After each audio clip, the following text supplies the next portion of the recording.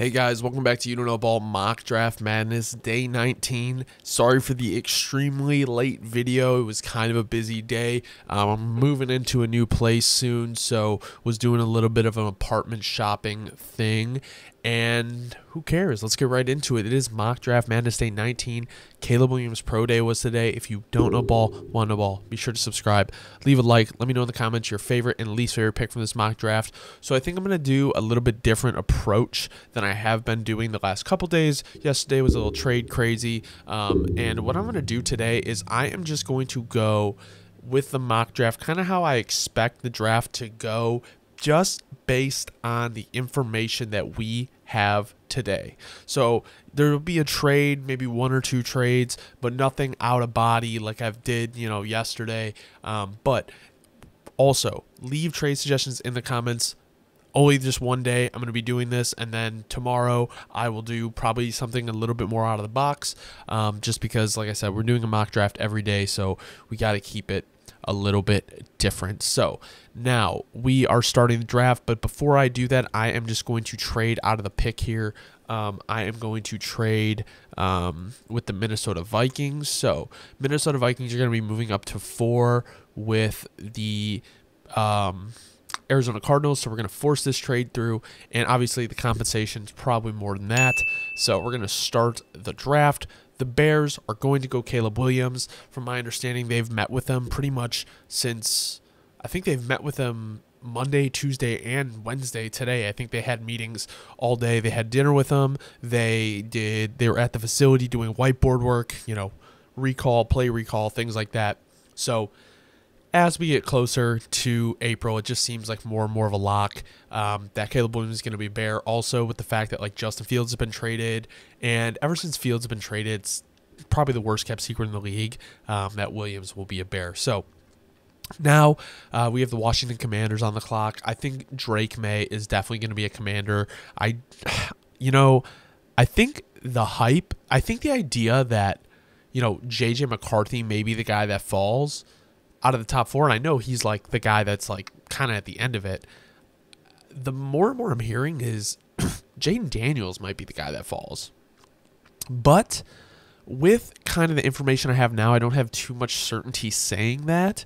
So I think I'm going to still go Jaden Daniels 3 to the New England Patriots, and then I'm going to go JJ McCarthy number 4 to the Minnesota Vikings, because I don't think the Vikings are making the trade up until draft day.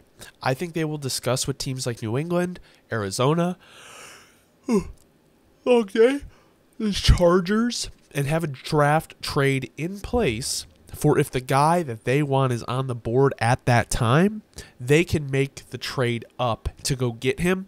I don't think this trade happens before the draft because they want to know who's on the board and they don't want to get screwed out of their pick. And at the same time, if they have 11 and 23, you can add 2 players. It's not like, oh no, you made this pick, now you have to trade up. Trading up is a big responsibility, especially when you're giving up basically 3 firsts. So my thing is, you don't make the trade up unless you are sure your guy is there. And that's what they did here. So I know I did it before the draft, but they'll probably do it during the draft.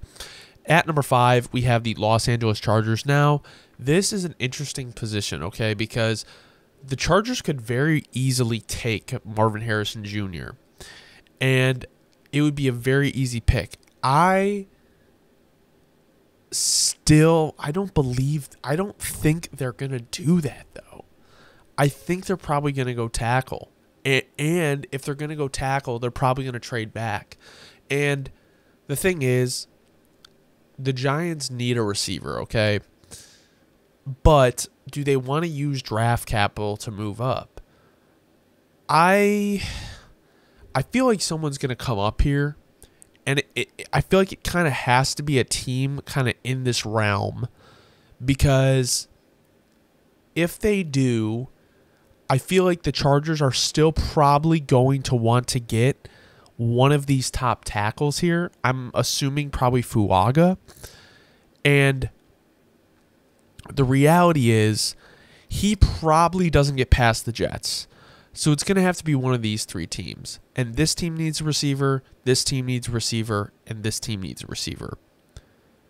I think if any of these teams were willing to trade up, I know the Bears don't have capital, but they do have an extra second-round pick next year that is Carolina's. And if you give them 75 and maybe they give you your fourth-round pick back, I think you could possibly get the deal done because you're only moving back 4 spots. So if you want a guy that you know, Chicago, that you can build with Caleb Williams, when we saw the Texans do this last year, I don't think this is a totally outrageous trade. And I wonder if I took away that second-round pick. So wow, they're saying this would get it done. I mean, I think a second next year has to get it done. Maybe. Oh, so maybe just the second and then the fourth. I don't know. So we're gonna force that trade through. I don't know the compensation, but if the Bears come up here and are able to get Marvin Harrison Jr. and pair him with Caleb Williams, that is probably essentially what the Texans did last year, and it proved to do them very well. So now we have the Giants on the clock. I'm going to give them Rome Odunze. I really think it depends on what they want here. I think Rome could be a good addition for them. At number 7, Joe Alt to the Tennessee Titans. And also I want to say another thing on the Bears. I know they have limited draft picks as it is, and I know Poles is known for trading down, but they're at a completely different stage of the rebuild now. Like, they're trying to compete, so they're trying to get top-end players. They have a lot of picks next year. They can probably get more picks next year with comp picks. So my thing is, they're probably going to draft all depth next year, and they can figure out the edge 2 position as we go. And with that being said, I think Dallas Turner is a Falcon. At number 9, we have Malik Neighbors still on the clock, and we have Talisa Fuaga. I think it could be Neighbors. I think it could be Fuaga. I think they are going to build a line personally. So I'm going to go Fuaga here. Now with the Jets on the clock, Malik Neighbors paired with Garrett Wilson would be absolutely nuts. You could also add Brock Bowers as a guy to play in the slot, be your tight end. Now, what do you do here with the Arizona Cardinals? Okay. You could add Brock Bowers. You already do have Trey McBride. So you moved back, gained a couple first, and then didn't get, the weapon I guess you wanted. So you could get a guy later, or you could take Brock Bowers now and still get a wide receiver later. You could run 2 tight end sets, run Brock Bowers out of the slot. He's definitely the best offensive option on the board right now. Or you could go grab a guy like a Jared Verse, or grab a guy like a Byron Murphy. You have a lot of options here. Byron Murphy, Quinyon Mitchell, Jerzon Newton, and Jared Verse are all in play here. And honestly, the Cardinals really need anything. I think, to me, you kind of want one of those guys that you know can be the guy. And I really think Terron Arnold can be that guy. And I think Jared Verse can be that guy. These are the 2 guys I'm most confident out of this group here.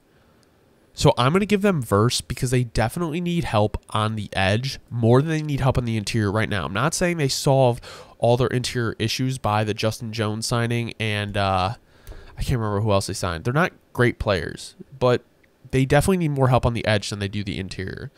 So now with the Broncos on the clock, they can take Brock Bowers. You could play, if you use him kind of like you used a Michael Thomas, it could be a good pick for them. Now, you could go corner here as well. And I think that would be interesting to pair with Pat Surtain. You do need edge help. I don't know if you go Latu here, but I do think it is a realistic thing that the Denver Broncos take Bo Nix at 12. And the reason I say that is because you don't have a second-round pick. And I don't necessarily believe that Sean Payton is going to go into this year with Jarrett Stidham. So yes, it is a reach, I guess, but I think Bo Nix going at 12 is a real possibility. At number 13, we have the Las Vegas Raiders. And,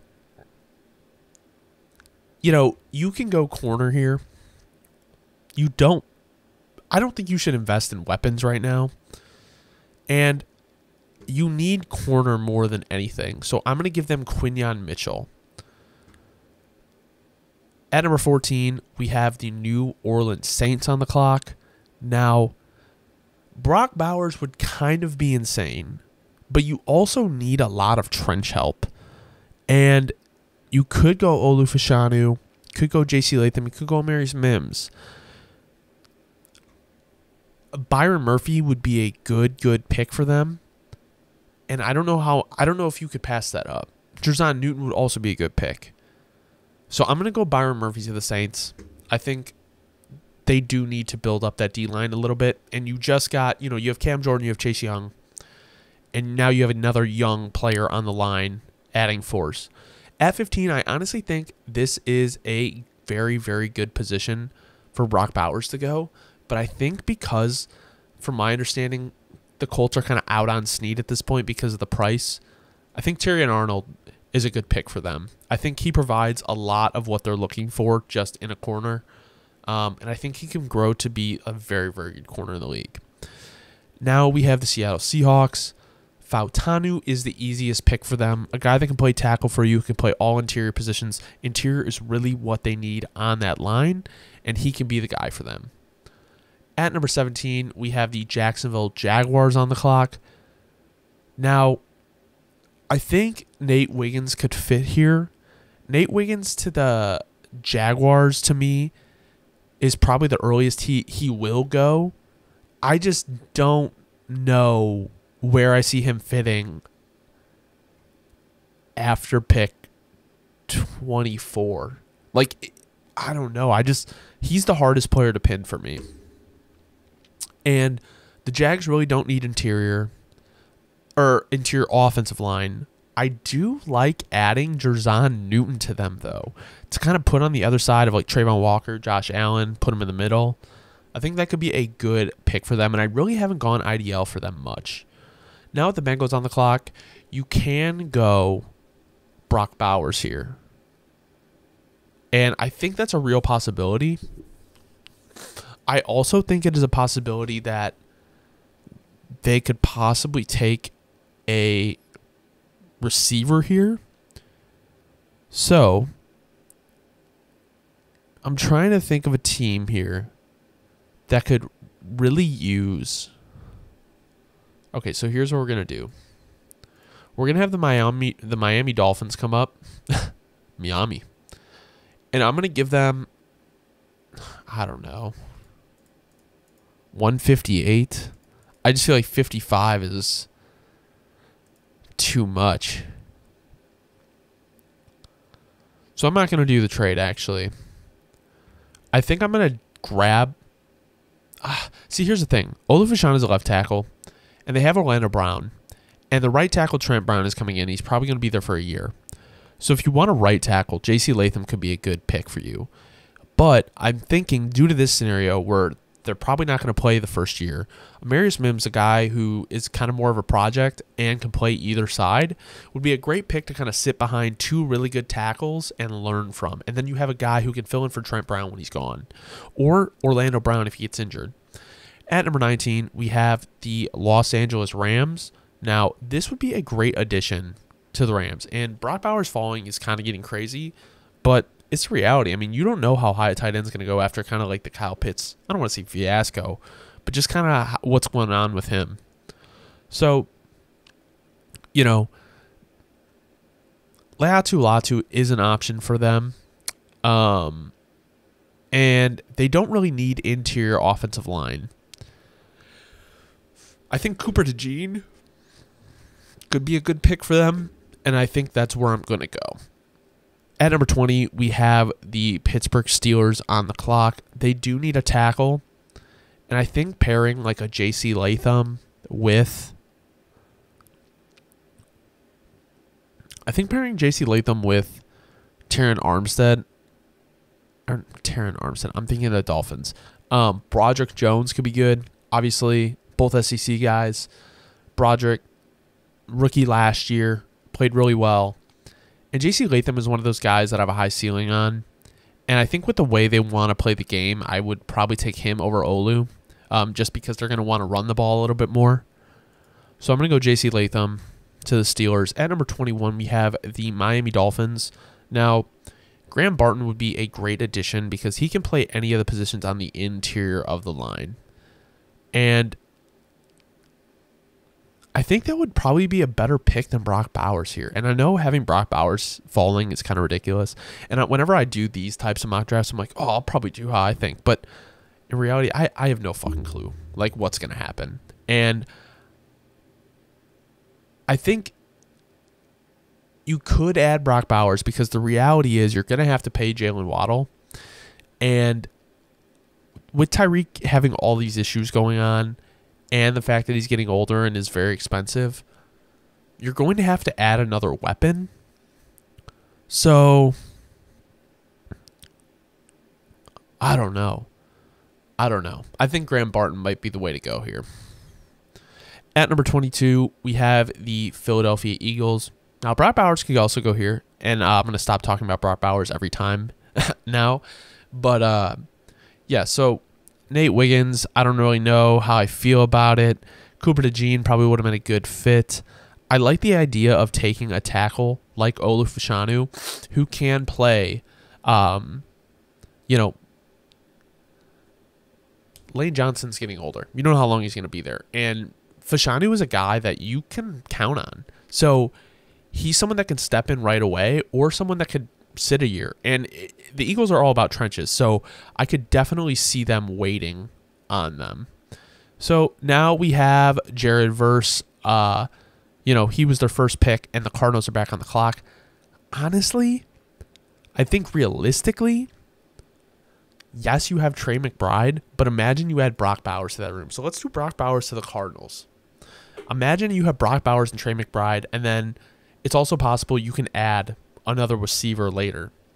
So we're on the clock here with the Dallas Cowboys. Jackson Powers-Johnson to fill in for Tyler Biadasz would be a great pick for them. 25, I am going to go. They do need a corner. They do need safety. If you want more of an athletic guy, you're going to take Wiggins over Nubin. So that's what I'm going to do. At number 26, I don't think it's out of the realm that they take, a Darius Robinson here because they do like those guys that can play outside and inside. But I just think with Latu on the board, it's really hard to not take them. So now we're sitting here with the Arizona Cardinals. And you went Jared Verse at the beginning, and you do need a cornerback. Brian Thomas Jr. is sitting here on the board, and it's very, very enticing to pair him with Brock Bowers, Trey McBride, and Brock Bowers and Trey McBride. But I think as much as you do need corner, you can probably get one of those guys. See, that's the thing is, like, it depends on what you want to do because you have pick 35. So you have another pick in 10 picks. You have another pick in 10 picks, I believe. 10 picks, yeah. 32, yeah, 10 picks. So let's look at the wide receiver room. The wide receiver room in about 10 picks, you're going to be able to add any of these guys. Well, I don't want to say any of these. Probably not these guys. Any of these guys. I feel like when you look at the corner room, you can probably add. You're probably not going to be able to get either of these guys. So what I'm going to do is I'm going to add Kool-Aid McKinstry now. And then if I was doing a 2-round mock, which I will do on Saturday, I'm going to do one every Saturday, I think. I really enjoyed that, guys. I think you can add a guy like a Keon Coleman and Adonai Mitchell maybe if he's still there. And then you have Verse, Bowers, and McKinstry is a great first round.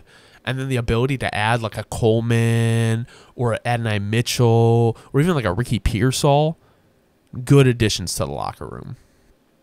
So now we have the Buffalo Bills on the clock. And I think it would be kind of hard to pass up Brian Thomas Jr. or Adonai Mitchell. So that is what I'm going to do. I'm going to add Brian Thomas Jr. At number 29, we have the Detroit Lions. So we knew cornerback was kind of an issue for them. And the fact that Cam Sutton is currently a wanted man running from police, I'm going to go ahead and add a TJ Tampa for them. They really cannot afford to not have the cornerback room at this point. So now we have the Baltimore Ravens. And they could do a lot of things, but they really do need line. Unfortunately, the top tackle available is a guy that's kind of a project. So I think I'm going to go Jordan Morgan. They've had a private workout with him. At number 31, we have the San Francisco 49ers. They need cornerback. I don't really love these guys here. Kamari Lassiter would be a good pick. Sancho would also be a good pick. But I am going to go Tyler Guyton because you extended Colton McKivitz through 2025. You have Trent Williams still playing, and he's a guy who can learn and be a great player for you if he does develop into what he's supposed to be. At number 32, we have the Kansas City Chiefs on the clock, and they need receiver. They need tackle.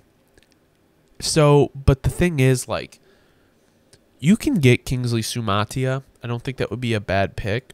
Suamatia. I say it different every time. You could also add Adonai Mitchell. And when it comes to D-line, I just don't know. I think adding like a guy like Chop Robinson could...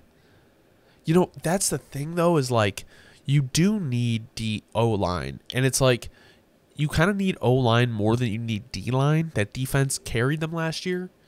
And not carried, but like they played a major part in like how far they went. And adding to that defense would be great.